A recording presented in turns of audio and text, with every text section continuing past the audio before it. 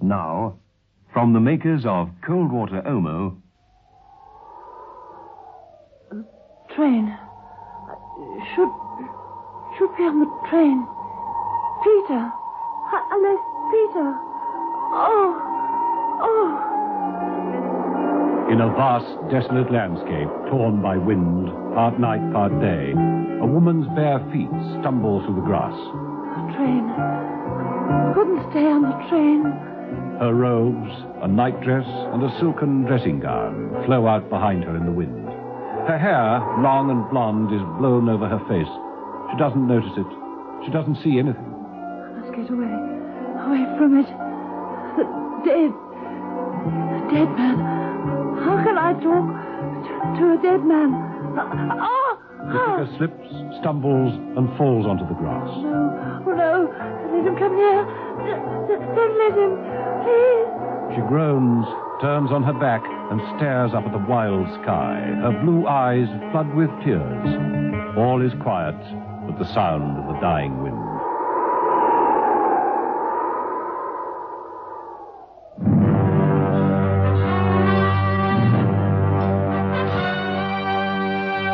The Avengers.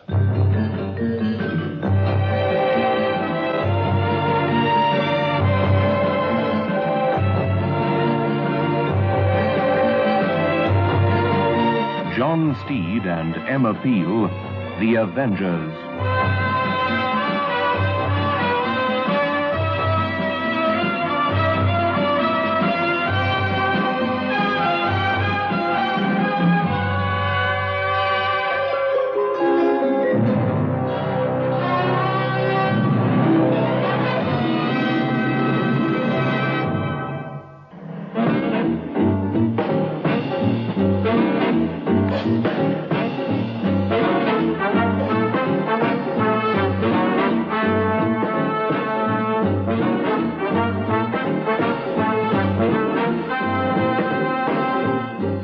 Episode 1 of this story, in which John Steed and Emma Peel discover a case of amnesia and wonder if it could lead to a grave charge.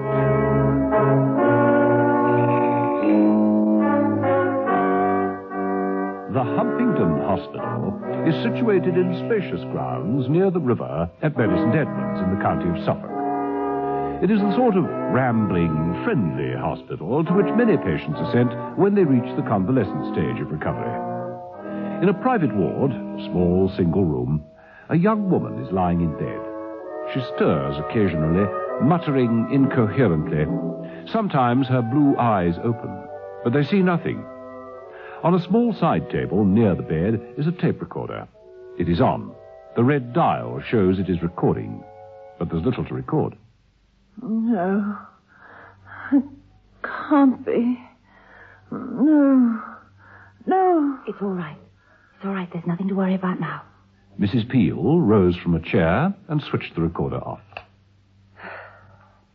Just rest now. Close your eyes and rest.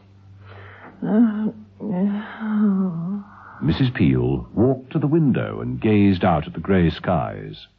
There was more than a hint of rain in the air. It was overcast and somewhat depressing.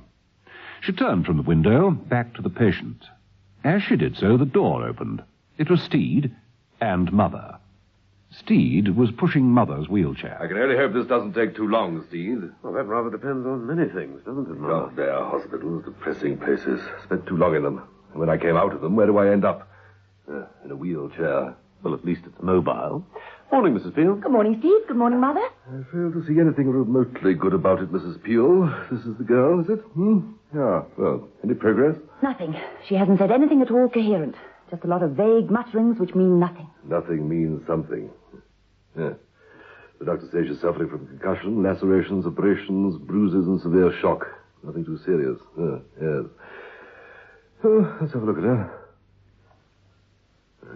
What do you think, Steve? Well, she's pretty. I meant the situation. Unpleasant for her.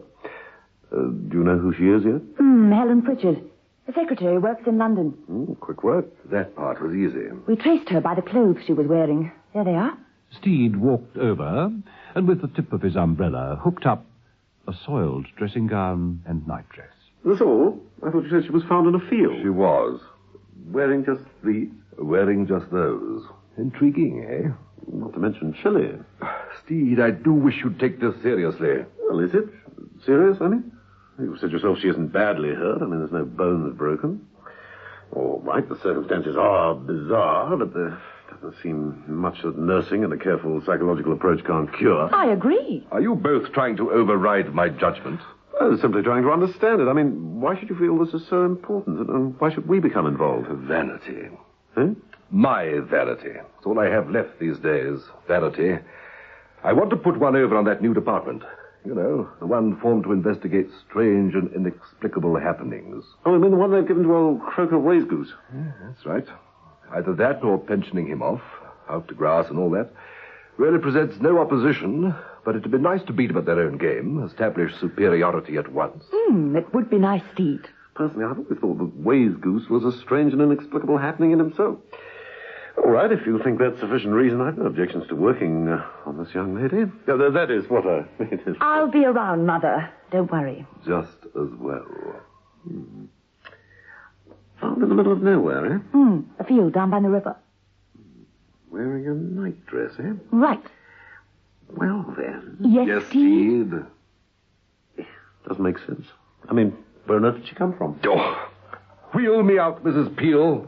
Tell Steed to come to me the moment he's found that out.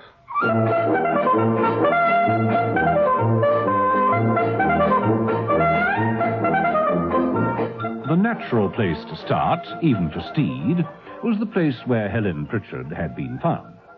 Steed enlisted the help of one of Mother's men, Captain Cordell, commandeered a station wagon, and was driven to the spot. Pretty bleak out here, sir. Bouncy, too. Yes. She was found about here, sir. Thank heavens for that. We've arrived, I mean. As you say, bleak. Steed stood up in the station wagon and looked around him. Sweet, nothing at all. She must have walked quite a way, whatever direction she came from. A river down there.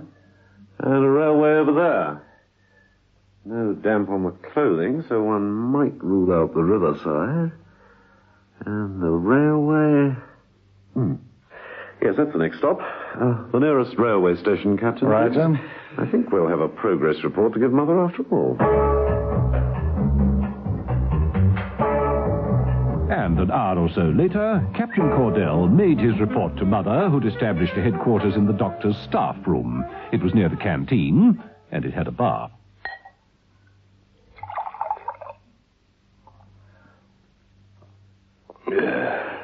Better. The train, you say, Cordell? That's right, sir. The train went through about an hour before Helen Pritchard was found in that field. Now, the field is a big one. There's a busy road on one side, a river flowing on the other. It's not likely that Miss Pritchard could have got into the field from Bury St. Edmunds without being seen. If she'd come from the river, the chances are she'd have had mud or water stains on her clothing. But if she'd come off the train, it was the night express, and it was a sleeper. A train. That would explain the nightdress. She was traveling in a sleeping berth. I fully appreciate the ramifications of the discovery, Captain Cordell, so she came off a train. But one thing remains unanswered. I can guess what you're thinking, sir. Yes. Did she fall, or was she pushed?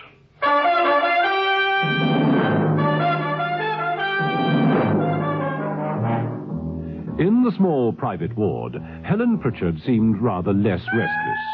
She was now awake, but her eyes were still vague, uncomprehending. She stared about her as Cordell entered. Are you feeling any better?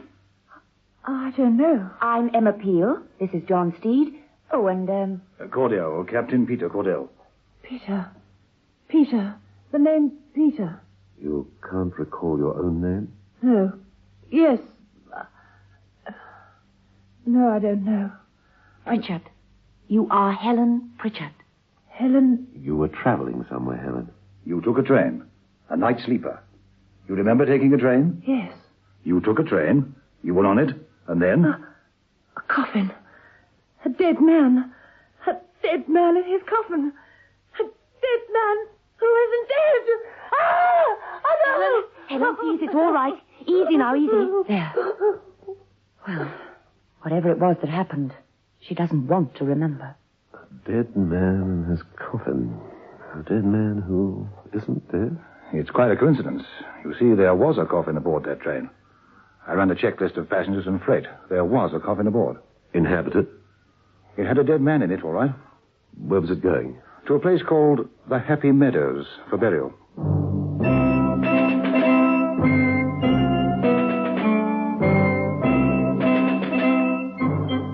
Steed had no trouble in tracing the Happy Meadows burial ground.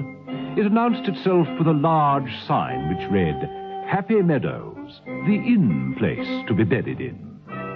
Steed found the manager's office. That read, B.A. Happy Chap. Steed raised an eyebrow, removed his bowler, rapped on the door with his umbrella, and entered.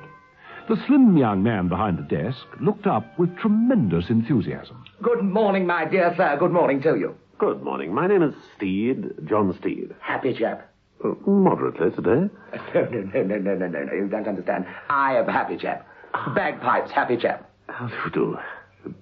Bagpipes? My father's fault, you see. When my mother told him, well, she was presenting him with a squeaky little bundle. I mean, he was convinced that she meant the set of bagpipes he'd always set his heart on. And then when I arrived, well, it was his way of fighting back. A sad burden. Yes, and I'm not even Scots. I mean, if I'd been a Scot, at least the name would have had a partisan ring about it. Well, never mind. Look on the bright side. Your father might have had an obsession about synthesizers. Or are you too old for that? Quite so, quite so. Well, now, sir, to business. Mind you, looking you over, I can't quite see that we will be doing business for quite some time ahead. But you are planning, no doubt, yes, to select your plot now. Now, here is the ledger. Well, actually, I really didn't... You are in luck. I can squeeze you in between two peers of the realm. Or perhaps you would prefer this one. It has an admiral to your port, a midshipman to your starboard, and a submarine commander astern of you. Yes, well, I'm not here on that kind of business. Oh, I see. Well, in that case... A body was brought here the other day by train. Do you recall it? Oh, indeed I do. A Class 1 interment with 17 wreaths of assorted plastic flowers, simulated mock marble headstone. They stand up to the elements far better than the real thing, you know. And our special offer, oak casket. Get in while stocks last. I remember it precisely. Yes. Where is the body buried? In our most exclusive area, Paradise Plot. Believe me, Mr. Steed, you just haven't lived until you're buried in Paradise Plot.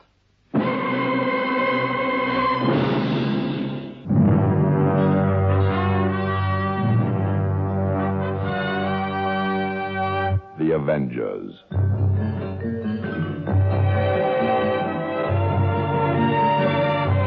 Listen every evening, Monday to Friday, to John Steed and Emma Peel, The Avengers. Brought to you by the makers of Cold Water Omo.